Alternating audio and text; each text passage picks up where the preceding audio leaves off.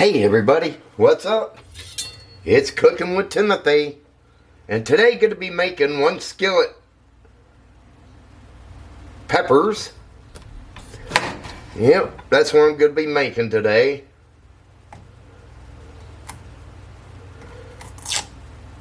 So, first off, got to cut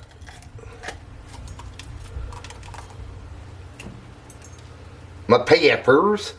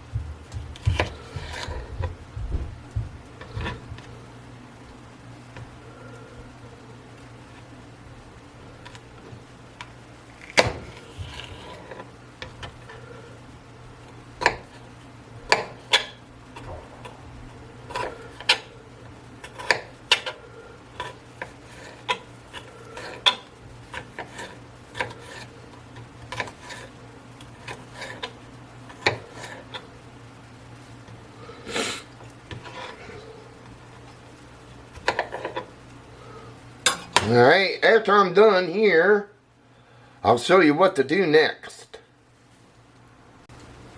Alright everybody, got everything cut up. So now I'm going to be adding 2 tablespoons of oil in here.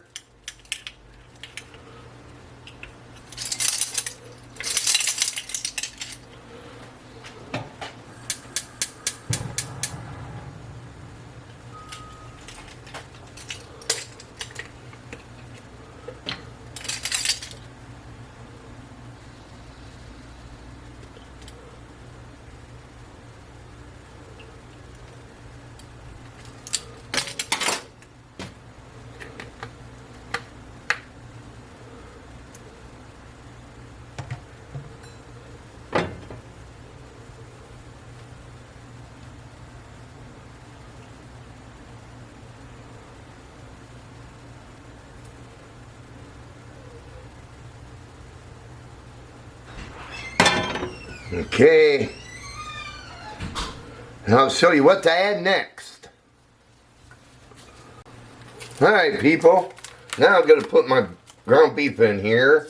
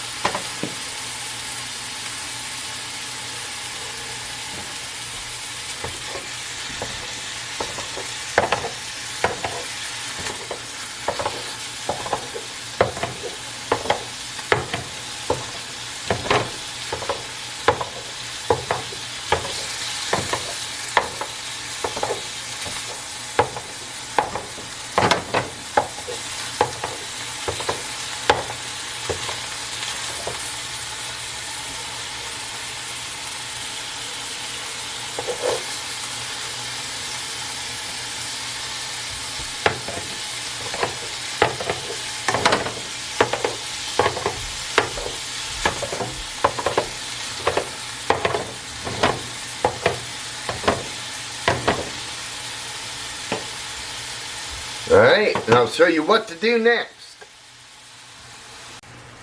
Alright, now I'm going to be adding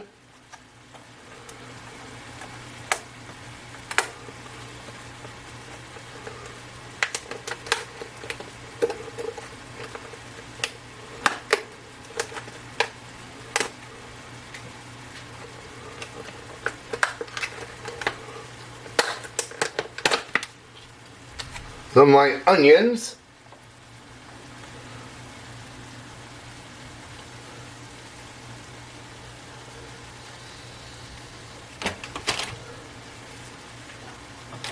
Going to be adding some Italian seasoning.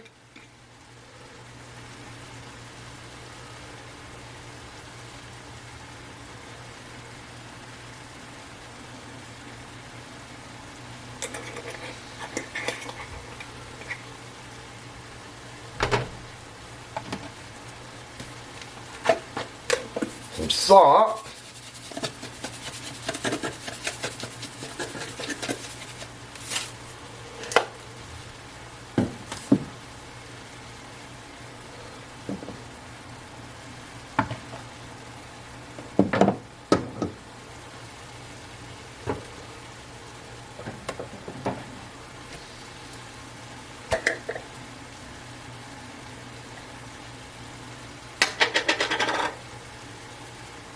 And I'm going to add some garlic. That garlic ain't good.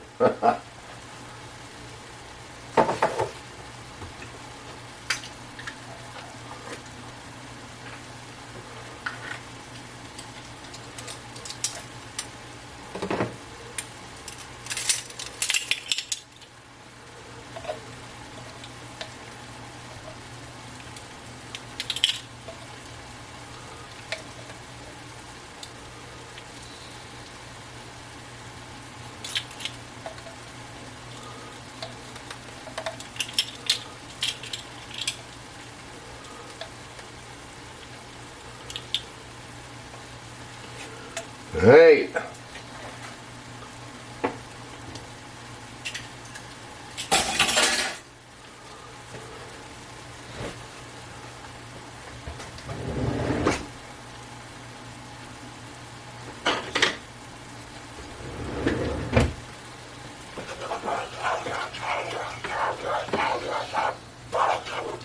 Stir that around.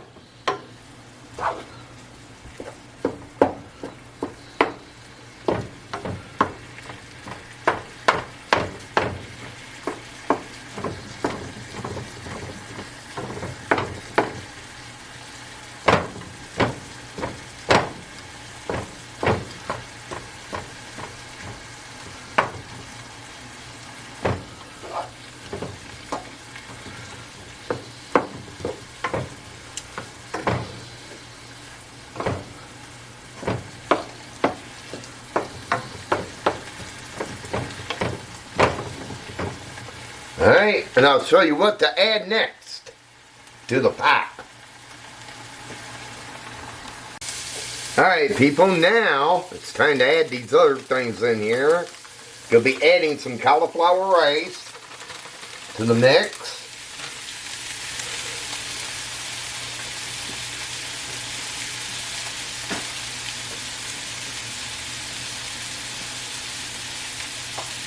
My bell peppers.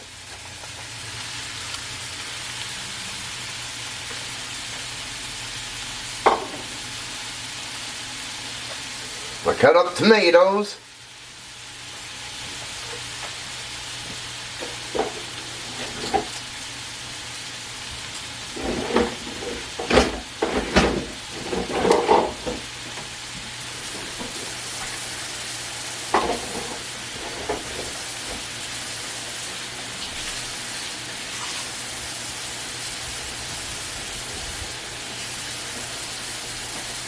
Then 2 tablespoons of water.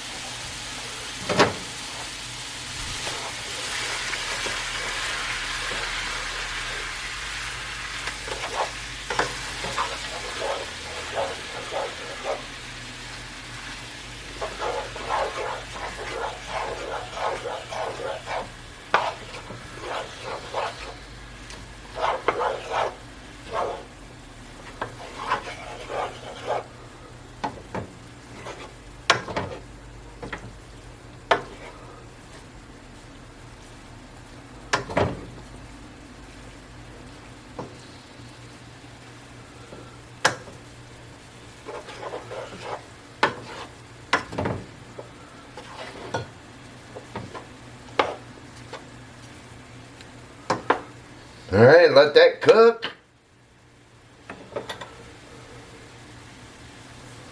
And I'll show you what to add next. Alright people, gonna be getting my broccoli going.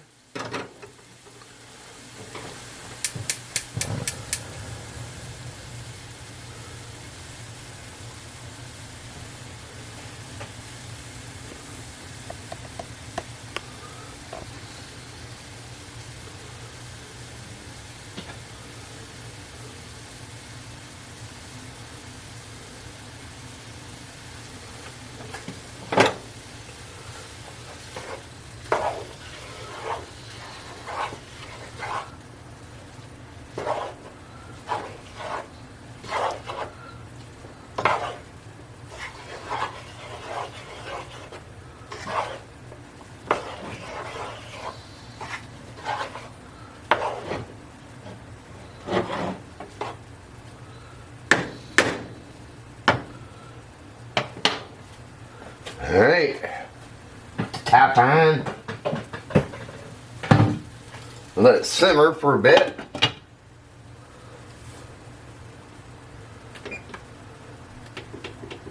For about what, 15 minutes? And I'll show you what to add next. One thing I forgot to add in here.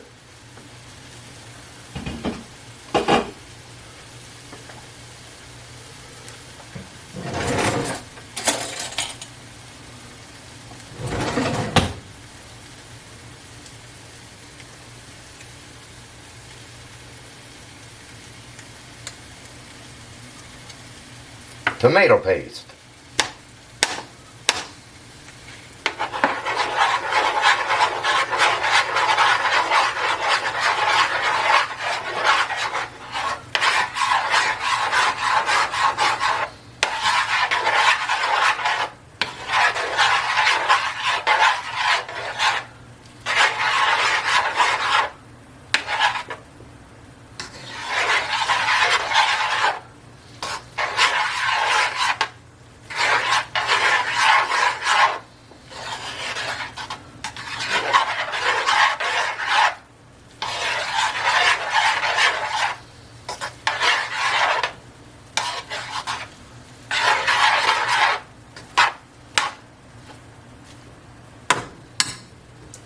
Alright,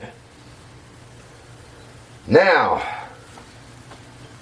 I'll show you what to add after that.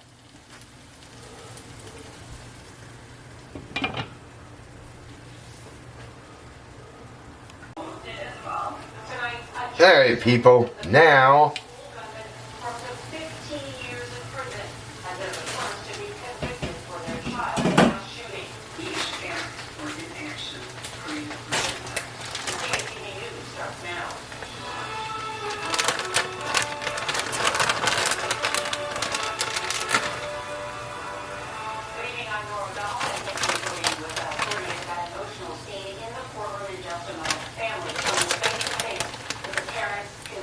involuntary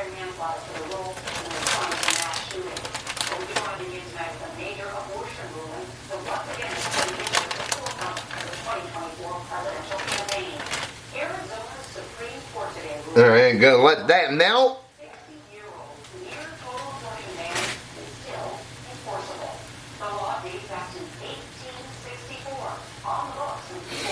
And I will let you know how it is. Arizona will be the 18th state to severely restrict or outright ban the procedure since Roe versus Wade was overturned in 2020. Alright, people. My stuffed pepper skillet is done. So I will let you know how it is. And accused them of gross negligence for buying a 6-hour handgun as a present for Ethan 4 days before the shooting and then failing to secure it. Today, Craig Schilling, the father of Justin, said the families have been waiting for this moment. I feel that there was some justice here today, for sure. The sentence was appropriate, and I'm glad that we received that. Criminal defense attorney Joe Tamburino predicts this historic case will set a precedent for other parents. If your child is expressing the same type of behavior, the same type of mental state, attitude that Ethan Crumley was expressing, you must do something about it. And in handing down her sentencing today, the judge said she hopes her decision will act as a deterrent to prevent future school shootings. Crumley was eligible for parole in under 8 years. Nora? Andres Gutierrez, thank you very much. Tonight, severe weather is causing havoc across the south. Strong winds knocked down trees in Shreveport, Louisiana. This one crashed into a house and flattened the owner's carport. And nearby, this 18-wheel FedEx truck flipped onto its side during downpours, causing major delays for the morning commute. For a look at the threat still to come, let's go to Dallas and meteorologist Alex Wilson with our partners at the Weather Channel. Good evening, Alex. Pretty good, I like it. Good evening, Nora. It's already been a very active day of severe weather. That threat will continue, actually goes up into our Wednesday. So unfortunately, an even more dangerous day expected tomorrow. Let's start with what's happening right now. We have active watches across the south. Going to be a dangerous Good and delicious. for parts of Texas and into Louisiana, where the tornado threat will remain as we move through the overnight in addition to these storms. So how many of you was able to see the eclipse yesterday? Me, well, you know, I got a box. And, you know, I put a hole in it.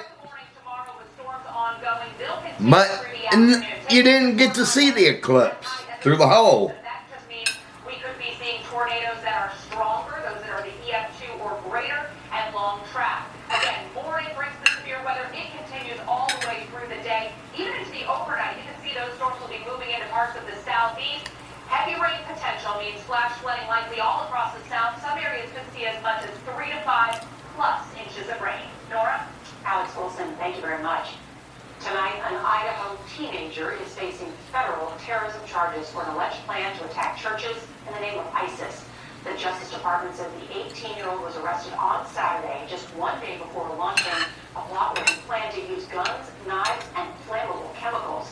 CBS's Elise Preston reports the FBI was already on a nationwide alert. The FBI believes 18-year-old Alexander Mercurio was plotting deadly terror attacks on multiple Christian churches in Coeur d'Alene, Idaho.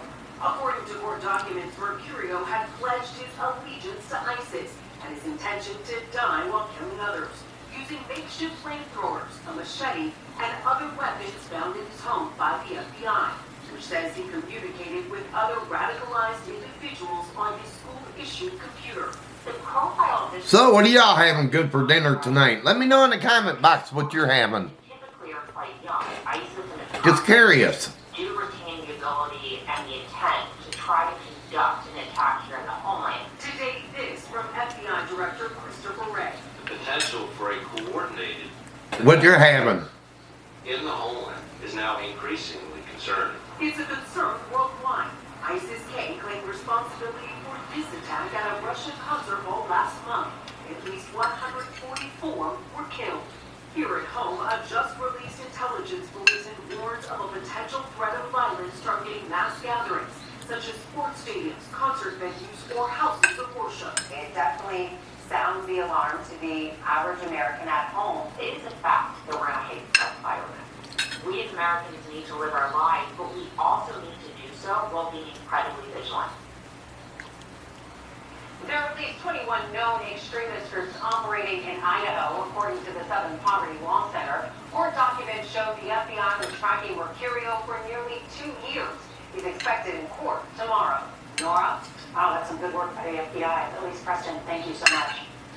Turning to the war in Gaza today, Prime Minister Benjamin Netanyahu declared no force in the world will prevent Israeli forces from entering the besieged city of Rafah. It comes as Vice President Kamala Harris today met with families of several Americans taken hostage by Hamas, assuring them that the Biden administration is doing all it can to bring them home. CBS's Deborah Pata reports in Tel Aviv. Rafah has become a tent city of mostly women and children who have been running from war for months. Once again, they fear the worst as Israeli Prime Minister Benjamin Netanyahu doubles down on his plans to invade Rafah, despite the U.S. warning that would be a mistake. Korea sought refuge here with her 9 children after her husband was killed in an Israeli airstrike. What hurts me the most, she said, is I've lost my dignity. I feel humiliated here.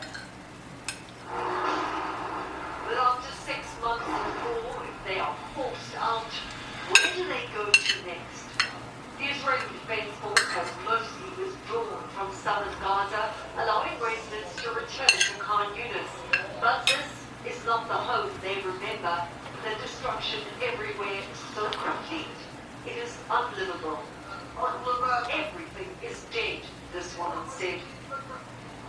Across this wasteland, there are also still more than 100 hostages, including Americans being held, who have now spent more than half a year in captivity. Today, their family members met with Vice President Kamala Harris, once again pleading for their release. What we have heard is that there is a deal on the table right now that all of the parties agree to and are willing to work with.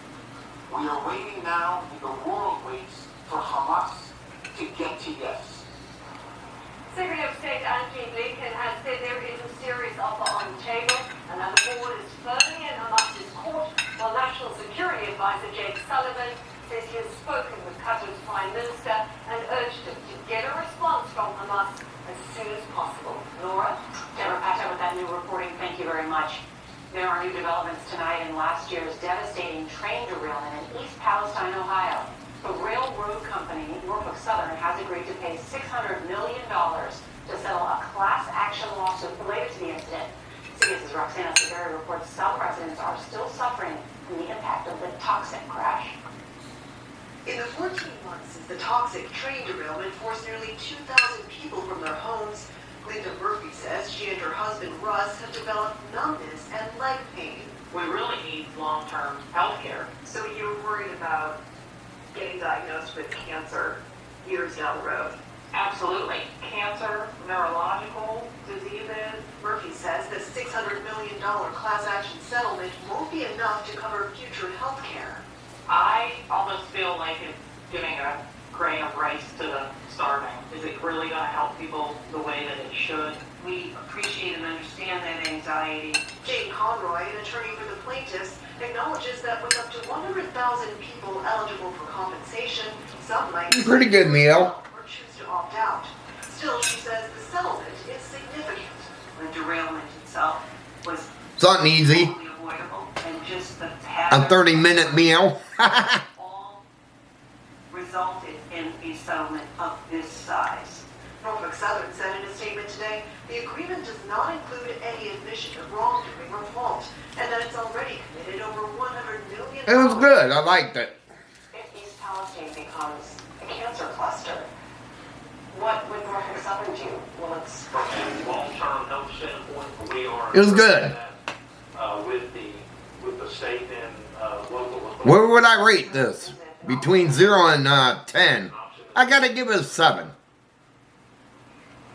Plaintiff's attorneys tell CBS News That's what I give it. A 7. Approved by a judge later this month. The first payouts could be made by the end of this year. Norfolk Southern still faces several other lawsuits. Nora? Roxana Severi, thank you very much. A helicopter with 2 people on board plunges into a pond. We have the details on their rescue next. Wow, another meal made by Chef Timothy. Hey, I knew I'd come here. I'm you from the future. Anyway,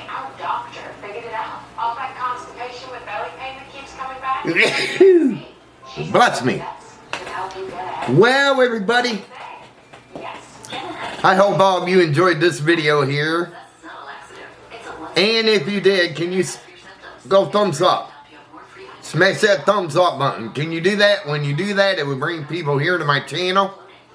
Hey, also, if you're new and you came along this video, hit that subscribe button down there and subscribe to my channel. Hey, also hit that notification bell. Whenever I upload, you will be notified about it. But until my next video, they call me Cooking with Timothy.